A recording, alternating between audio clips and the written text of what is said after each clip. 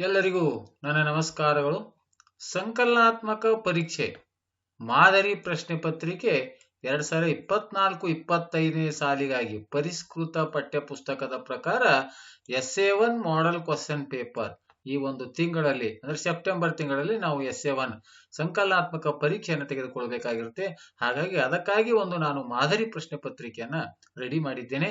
ಈ ವಿಡಿಯೋದಲ್ಲಿ ನಾನು 6ನೇ ತರಗತಿ 6 ವಿಷಯ ಗಣಿತ, ಸಮಯ 1 ಗಂಟೆ 30 ನಿಮಿಷ, ಅಂಕಗಳು 40. ಅಂದ್ರೆ 40 ಅಂಕಗಳಿಗಾಗಿ ನಾನು ಒಂದು ಮಾದರಿ ಪ್ರಶ್ನೆ ಪತ್ರಿಕೆಯನ್ನ ಮಾಡಿರುತ್ತೇನೆ.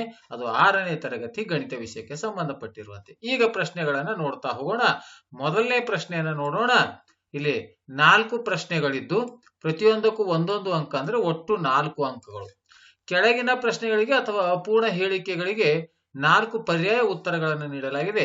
ಅವುಗಳಲ್ಲಿ ಸೂಕ್ತವಾದ ಉತ್ತರವನ್ನು ಆರಿಸಿ ಕ್ರಮಾಕ್ಷರದೊಡನೆ ಪೂರ್ಣ ಉತ್ತರವನ್ನ ಬರೆಯಿರಿ ಅಂತ ಪ್ರಶ್ನೆ ಇದೆ. 382, 4972, 59785, 785, ಇವುಗಳಲ್ಲಿ ಅತ್ಯಂತ ದೊಡ್ಡ ಸಂಖ್ಯೆ ಯಾವುದು ಅಂತಕ್ಕಂಥದ್ದು ಸೂಕ್ತವಾದ ಉತ್ತರವನ್ನು ಆಯ್ಕೆ ಮಾಡಿ ಕ್ರಮಾಕ್ಷರದೊಡನೆ ಬರೀತಕ್ಕಂಥದ್ದು ಒಂದನೇ ಪ್ರಶ್ನೆ.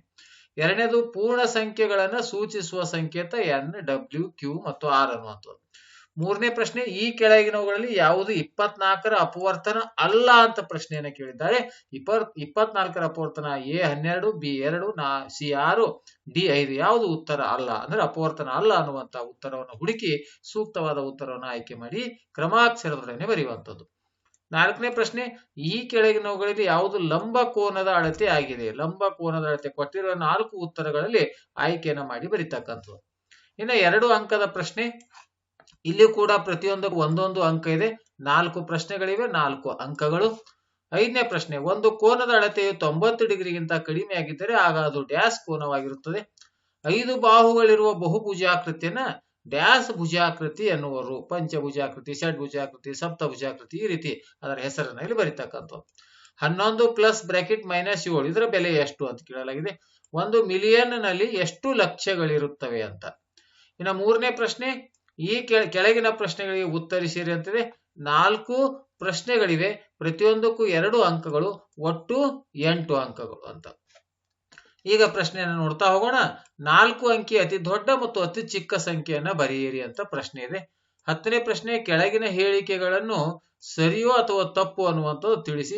0 ಅತ್ಯಂತ ಚಿಕ್ಕ ಸ್ವಾಭಾವಿಕ ಸಂಖ್ಯೆ ಆಗಿದೆ, ಸರಿಯೋ ಅಥವಾ ತಪ್ಪು ಅಂತ ಬರೀಬೇಕು. ಎಲ್ಲಾ ಸ್ವಾಭಾವಿಕ ಸಂಖ್ಯೆಗಳು ಪೂರ್ಣ ಸಂಖ್ಯೆಗಳಾಗಿವೆ, ಸರಿ ಅಥವಾ ತಪ್ಪು ಅನ್ನುವಂಥ ಉತ್ತರವನ್ನು ಬರೀತಕ್ಕಂಥದ್ದು. 11ನೇ ಪ್ರಶ್ನೆ, 18 ಮತ್ತು 48ರ ಮಸಾವನ್ನ ಕಂಡುಹಿಡಿಯಿರಿ. 12ನೇ ಪ್ರಶ್ನೆ, 18, 20 ಮತ್ತು 12ರ ಲಸಾಗು ಅಂದ್ರೆ ಲಘುತ್ತಮ ಸಾಮಾನ್ಯ ಗುಣಕವನ್ನ ಕಂಡುಹಿಡಿಯಿರಿ ಅಂತ. ಇನ್ನು 3 ಅಂಕದ ಪ್ರಶ್ನೆಗಳು, ಒಟ್ಟು 4 ಪ್ರಶ್ನೆಗಳಿದ್ದು 12 ಅಂಕಗಳು. 13ನೇ ಪ್ರಶ್ನೆ, ಬಾಹುಗಳ ಆಧಾರದ ಮೇಲೆ ತ್ರಿಭುಜದ ವಿಧಗಳನ್ನು ಹೆಸರಿಸಿ. ಇನ್ನು 14ನೇದು 9 ಪ್ಲಸ್ ಬ್ರಾಕೆಟ್ ಮೈನಸ್ 6 ಅನ್ನು ಸಂಖ್ಯಾ ರೇಖೆ ಬಳಸಿ ಮೊತ್ತವನ್ನ ಕಂಡುಹಿಡಿಯಿರಿ. ಇನ್ನು 15ನೇ ಪ್ರಶ್ನೆ, ಶೇಖರ್ ಒಬ್ಬ ಖ್ಯಾತ ಕ್ರಿಕೆಟ್ ಆಟಗಾರನಾಗಿದ್ದಾನೆ. ಟೆಸ್ಟ್ ಪಂದ್ಯಗಳಲ್ಲಿ ಅವನು ಇದುವರೆಗೆ 6980 ರನ್ಗಳನ್ನು ಪಡೆದಿರುತ್ತಾನೆ. ಅವನು 10,000 ರನ್ಗಳನ್ನು ಪೂರೈಸಲು ಇಚ್ಛಿಸುತ್ತಾನೆ. ಹಾಗಾದ್ರೆ ಅವನಿಗೆ ಇನ್ನೆಷ್ಟು ರನ್ಗಳ ಅವಶ್ಯಕತೆ ಇದೆ ಅಂತ ಕಂಡುಹಿಡಿಯಬೇಕು. 16ನೇ ಪ್ರಶ್ನೆ, 12, 16, 24 ಮತ್ತು 36ರಿಂದ ಯಾವ ಕನಿಷ್ಠ ಸಂಖ್ಯೆಯನ್ನು ಭಾಗಿಸಿದಾಗ ಪ್ರತಿ ಬಾರಿಯೂ ಶೇಷ 7 ಆಗಿರುತ್ತದೆ ಅಂತ ಕಂಡುಹಿಡಿಯಬೇಕು. ಇನ್ನು 5ನೇ ಪ್ರಶ್ನೆ, 3 ಪ್ರಶ್ನೆಗಳಿರ್ತವೆ, 4 ಅಂಕದ 3 ಪ್ರಶ್ನೆಗಳು, ಒಟ್ಟು 12 ಅಂಕಗಳು. ಈ ಚಿತ್ರವನ್ನ ಗಮನಿಸಿ ಮುಂದೆ ಹೇಳಿರುವುದನ್ನ ಗಮನಿಸಿ ಅಂತ, ಅಂದ್ರೆ ಅವುಗಳಿಗೆ ಸೂಕ್ತವಾದ ಉತ್ತರವನ್ನು ಬರೀಬೇಕು. ಇಲ್ಲಿ 5 ಬಿಂದುಗಳು ಯಾವುದು, DE ಅಂತ ಬಿಂದುಗಳು. ರೇಖೆ, ಇಲ್ಲಿ 4 ಕಿರಣಗಳು ಯಾವುವು, 5 ರೇಖಾಖಂಡಗಳು ಯಾವುವು ಅಂತಕ್ಕಂಥ ಉತ್ತರವನ್ನ ಬರೀತಕ್ಕಂಥದ್ದು. ಇನ್ನು ನೆಕ್ಸ್ಟ್ 18ನೇ ಪ್ರಶ್ನೆ, ಹೊಂದಿಸಿ ಬರೆ ಅಂತಿದೆ. ಈ ಕಡೆ ಎ ನಲ್ಲಿ ಸರಳ ಕೋನ, ಲಂಬ ಕೋನ, ಲಘು ಕೋನ, ವಿಶಾಲ ಕೋನ, ಸರಳಾಧಿಕ ಕೋನ. ಬಿ ನಲ್ಲಿ 4ನೇ ಒಂದಕ್ಕಿಂತ ಕಡಿಮೆ ಪರಿಭ್ರಮಣೆ, ಅರ್ಧಕ್ಕಿಂತ ಹೆಚ್ಚಾದ ಪರಿಭ್ರಮಣೆ, ಅರ್ಧ ಪರಿಭ್ರಮಣೆ, 4ನೇ ಒಂದರ ಪರಿಭ್ರಮಣೆ, 1/4 ಮತ್ತು 1/2 ರ ನಡುವಿನ ಪರಿಭ್ರಮಣೆ, ಒಂದು ಸಂಪೂರ್ಣ ಪರಿಭ್ರಮಣೆ. ಸೂಕ್ತವಾಗಿರ್ತಕ್ಕಂಥ ಇಲ್ಲಿ ಎ ಮತ್ತು ಬಿ ಗಳಿಗೆ ಹೊಂದಿಸಿ ಬರೆಯುವಂಥದ್ದು.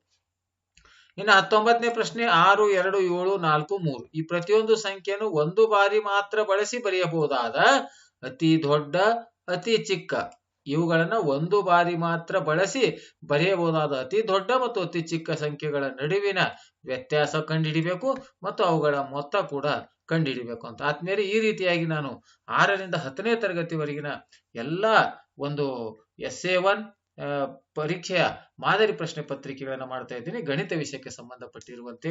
ಈಗ 6ನೇ ತರಗತಿ ಗಣಿತ ವಿಷಯದ ಮಾದರಿ ಪ್ರಶ್ನೆ ಪತ್ರಿಕೆ ಇದೆ. 9ನೇ ತರಗತಿ ಮಾಡಿದ್ದೀನಿ. ಇದೇ ರೀತಿ 7, 8 ಮತ್ತು 10ನೇ ತರಗತಿಯ ಸಂಕಲನಾತ್ಮಕ ಪರೀಕ್ಷೆಯ 1ರ ಮಾದರಿ ಪ್ರಶ್ನೆ ಪತ್ರಿಕೆಗಳ ವಿಡಿಯೋವನ್ನು ಮಾಡ್ತಾ ಇದ್ದೀನಿ. ದಯವಿಟ್ಟು ಈ ವಿಡಿಯೋ ಇಷ್ಟ ಆದರೆ ಲೈಕ್ ಮಾಡಿ, ಶೇರ್ ಮಾಡಿ ಮತ್ತು ಸಬ್ಸ್ಕ್ರೈಬ್ ಮಾಡೋದನ್ನ ಮರೆಯಬೇಡಿ ಅಂತ ಹೇಳುತ್ತಾ ಈ ವಿಡಿಯೋ ನೋಡಿರುವ ತಮ್ಮೆಲ್ಲರಿಗೂ ನನ್ನ ನಮಸ್ಕಾರಗಳು.